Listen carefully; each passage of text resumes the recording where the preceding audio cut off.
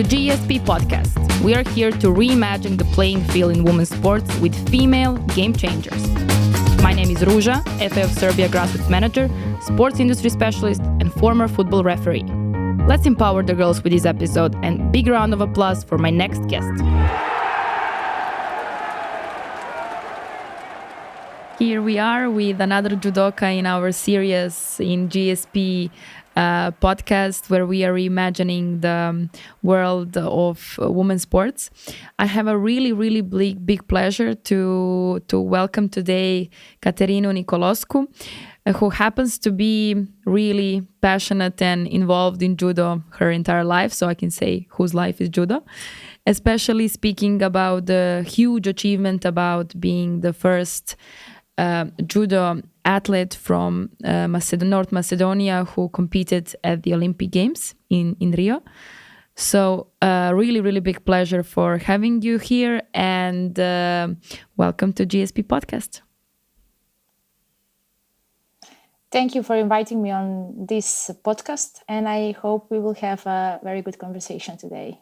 I have no doubts, because with you I can speak from various perspectives, as an athlete, as a coach, and as a international referee, as you are at the moment. But first, let us all know, how did you fall in love with judo back then when you were 10 years old? Yes, in primary school, I was on the medical examinations about the body. Of course, everyone do in the primary school. So they detected me skeletal disorder, deformation, and the doctor say that I should start to practice some sport. So in that time, in the school where my mother works, it was a teacher that have trainings of judo, and in the same time he gave classes for corrective gymnastic, and I start first with corrective gymnastic, and I realized that the sport that is in front of me in that period, while I practice corrective gymnastic, it's much maybe better, and the coach calls me to join in one class, and he promised that my back will be good soon. So that's how I start practicing judo. And after all of that, I just fall in love with all new things that I found on the training every single day. And when I reached the level to go to competitions, then I realized how fun it is to traveling around with my friends, and met some new friends around the world. So I never have idea to give up. Yes, the positive sides of sports were always friendships, network we create, all the travels and the world we meet around. So I can really feel that when you say. But before we continue speaking about your judo career and all the perspective related to girls, since you're now in Split in Croatia and you are coming from North Macedonia, can you tell us how did you end up now living in the beautiful city of Split? When I say beautiful, I mean because of the sun and the sea. So let us know, how did the road lead you to Croatia? Yes. So this question, so the answer to this question is related with our thematic today. So when I was at the university, I continued to practice judo and go for competitions, and I have a big dream in front of me to go to the Olympics and reach to go somehow. So I never stopped training, and I traveled to Romania, Slovenia, and so many places to meet sparring partners, and I stayed there for 2 months, 3 months, and so on. In that time, Croatia has a very big expansion of the woman judo sport, and on one competition we met the coach here that is the coach of Barbara Matic, and we talked with him, can I come here in Split and make some preparations? and they were open, and that's how I jump in the club. And for the beginning it was for 1 week, and after I stay for 1 month, and after I stay for 3 months, and when I get the Olympic scholarship, I say, okay, because in that period, it's important to say, in that period in Macedonia, I don't have so much sparring partners on a good level with whom I can practice judo. And somehow I stay here in Split till the Olympic Games and prepare with the team here and travel with the team here. And after Olympic Games, because I had graduate Bachelor of Physical Education teacher, the club offers me to stay and start to work like a coach. But in the meantime, in the same time, if I want, I can continue to go to the competitions. So it was only following the path that I was leading. And when you say about this moment after the Olympic Games, how was the transition after that big experience? How was the transition of coming back to your regular life, to your real life, let's say like that? Because it is really, even though it is really important, yes, when you reach something, yes, that high to then understand how you go back to build something from scratch again. Oh yes. So in judo, in every sport, but I will talk about judo, especially when you fall down, you need to stand up, and that means the same in the life. If something bad or I don't know happened in your life, then you need to find a way how to stand up. And maybe I see this for like I'm going down and I'm starting from the beginning, but it wasn't like that, because in the club where I start to work, I trained, so it became 1 year or 1.5 years how I trained before the Olympic Games here. So this community was I know the community where I will start to work. But I know why you are asking me that, because after the very big success or reaching a big goal, and when you realize, okay, till now I have this Olympic goal, but from tomorrow I need to start something new, can be frustrating for some athletes and people that are in the sport. And for me, it was hard, but I had in my mind, okay, always when I finish this sport, I need to work something. And this job, it comes like so quickly after the Olympic Games. And talking with my family in Macedonia, I say, okay, they offer me a job. I don't have nothing to lose. I'm going and try to and see what's going to happen. So for me, it was like rolling the ball. I never stop. But I had that feeling in my mind and that fear in my mind, in myself. What I'm going to do? What if one day I can't do judo anymore, or if I can't work here in this club? So fortunately, I have like a diploma degree behind myself, and I can search for schools to work in education. Yes. You spoke about something really important, that athletes, especially female athletes, they should think about their careers after the athletic career on time, let's say like that, because you having the in mind the diploma and your education, academical education, actually gave you the opportunity to easily transform and move on with with your life without even losing the biggest passion you had. So this is really something I always try to highlight through these conversations, that dual careers in sports, especially for ladies, are something really important. But you also, as you said, you are a coach, you are a referee. So from the perspective of athlete, how was feeling those new shoes, and how did you start looking at judo from the different perspectives? Did you understand a bit better than everybody, comparing to period when you were athlete competing? Now, how did this affected your point of view of judo and everybody around? Yes, maybe this last point of the question is related when I jump in the refereeing shoes, because the refereeing rules in judo every 4 years is changing somehow in some situations.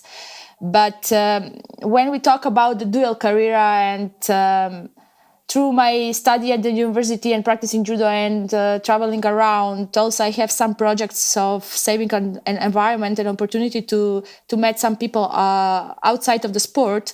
I got that idea that what I'm going to do after the Olympic Games, because that person's send me questions. Okay, you're an athlete now, but what are you going to do in future? And that was like, okay, I shake up. Yes, I need to study something. And in my situation, I connect my sport with my university. That is a good side. These 5 years and more back in judo and in the sport in general, we talk a lot of dual career and how to help athletes to not after finishing the career to not lose themselves in the community. So particularly in judo, we have an IGF Academy, International Judo Academy, where the athletes get opportunity to have education for judo and stay in the judo in every position where they think that they can jump in, coach, referee, or some technical stuff around. And so the judo community offers them a job if they want to stay there. So that I think is a good thing. Exactly. But for me, jumping from the athlete in a coach shoes, it wasn't difficult. It was nice because I started to work with kids till the cadets. And somehow I find very interesting, enjoyable, because all I learned, all I passed till that moment, in one point I can transfer to someone and help in their goals. So for me, sharing my experience was a very good moment. And when I jump in the shoes of the real referee, I say real because I refereeing in Macedonia before. When I get injured like an athlete, I know to travel with my team just to refereeing. And when I get years for that, I pass the national license. But till the moment I pass the European continental license, I have some doubts about how is to be coach, how is to be referee. Now that I'm referee, I know that they have their perspectives of viewing the sport, and that together they need to work together to have a same picture about the sport, so everybody can understand why some decision is made and some is not, because we the world is not black and white, and we have a gray zones, and we need to talk and make a conversation and conference about everything. And that's it. Yes, really interesting and colorful career you have there, and it's super exciting, and it's really a good opportunity for everybody who's listening and maybe playing a sport and considering other roles in sport, that you don't have to choose only one. You can be literally in sports whatever you want during career, after career. It's basically what you want to do, what you're passionate about. It's only that matters. But when you said that uh, becoming a coach was not that different than what you've been experiencing as an athlete. But when you started working with kids, did you train them the way you wanted to be trained, or the way you were trained by your coaches? Because I believe that you faced and had really great coaches, but also there were some things that you would like to change if you would have a chance to do that. So Yes. so what did you do when you start coaching with kids? Thank you for this question. Very good question. Yes, we say in judo you can't learn judo from one coach, from one sensei. So traveling around, I met and I was taught from many coaches in judo, and from some of them I took good things, methodology, and not. But in some manner, I was thinking about if their method is not good, why they put it in the plan or somehow. And through all the process when I was an athlete, I just have a folder in my mind where I build myself tomorrow when I'm going to be a coach, what I'm going to do, what I'm going to say. It's like that was like a game for me, outside of what I did like an athlete at the moment. When I start to work like a coach, I didn't transfer like the thing one coach did this or another coach do that. I often know to remember my first coach in my town in Macedonia, where I loved judo when I started judo. It happens a lot of time, but I never see the kids that they are the same. So all of us, we are unique, and all of them, they have their own priorities, I can say. So I was having a picture in my mind for every kid, who needs for what. Some of the kids was coming in the club because they want to become tomorrow champions. Some of them are coming because their parents sent in the club. So I was just trying through the games and the judo sport make them comfortable, healthier way of living, and working on some social things like friendship, collaboration, teamwork, and so on. Traveling on competitions and making a goals from one competition to another, their successes and their falls also is a part of the coaching side, where yes, it's very important today to teach kids from small till they grown up how to put the goals. And that is related when someone is an athlete and when they finish the career, how to put new goals in front of themselves to not fall down psychologically and take care of the life.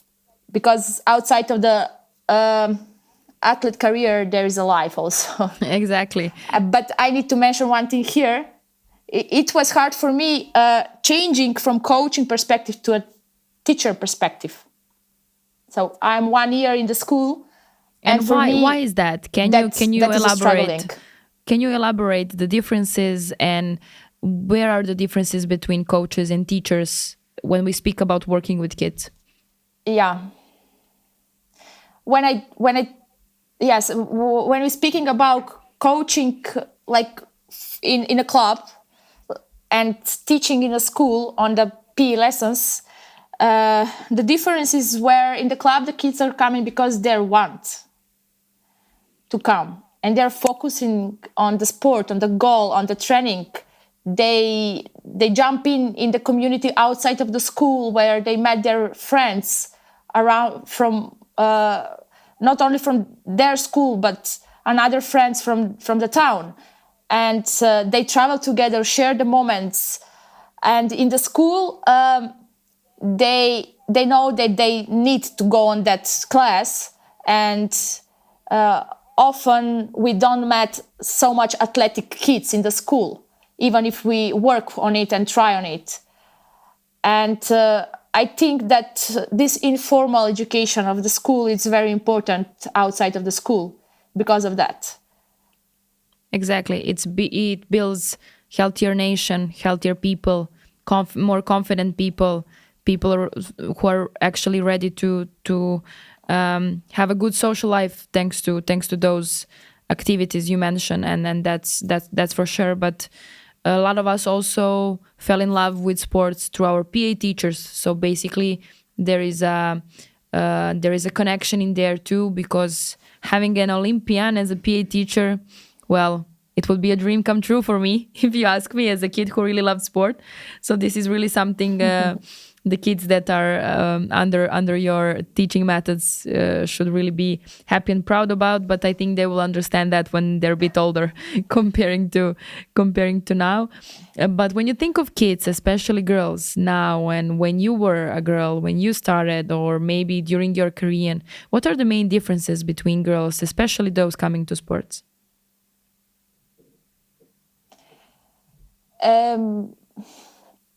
When I start practicing judo, I remember that in my club there were a lot of girls, and they took me somehow in their company, and they make me feel better on the trainings in the club in that period. And because every girl, when starting some sport, especially if I can say a men's sport, needs someone to just take it. And I have a lucky that we have a lot of girls in that period in my club.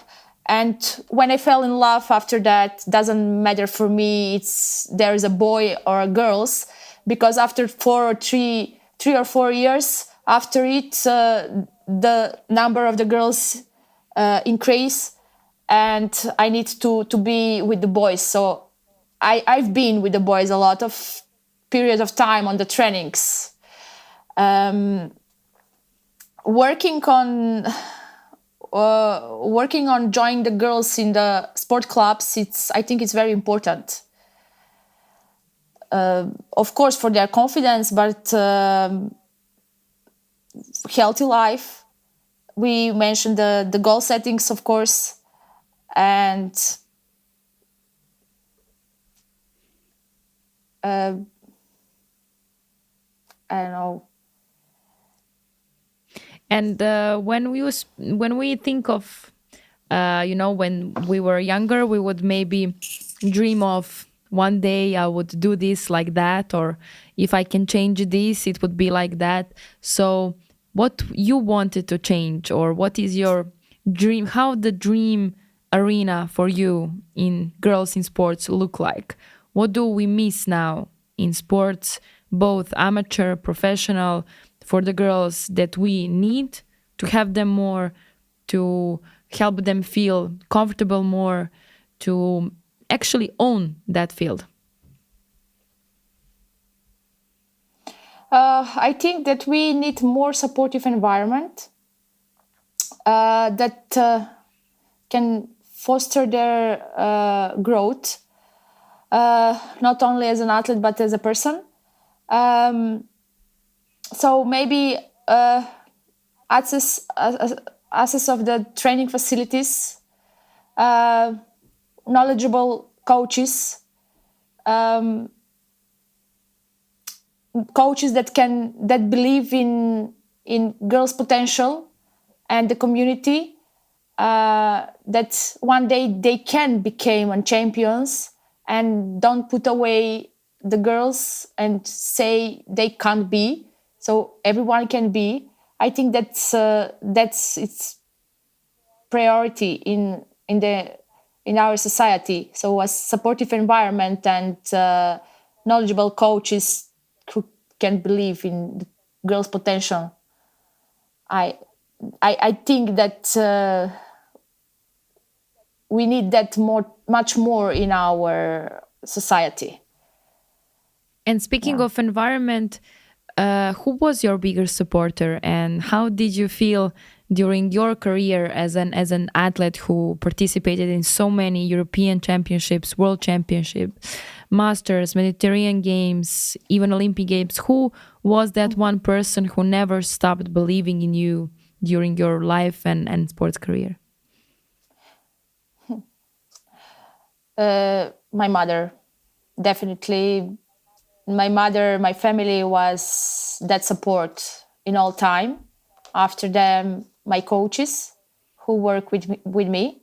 So my coach, my second coach in main town of Macedonia in Skopje.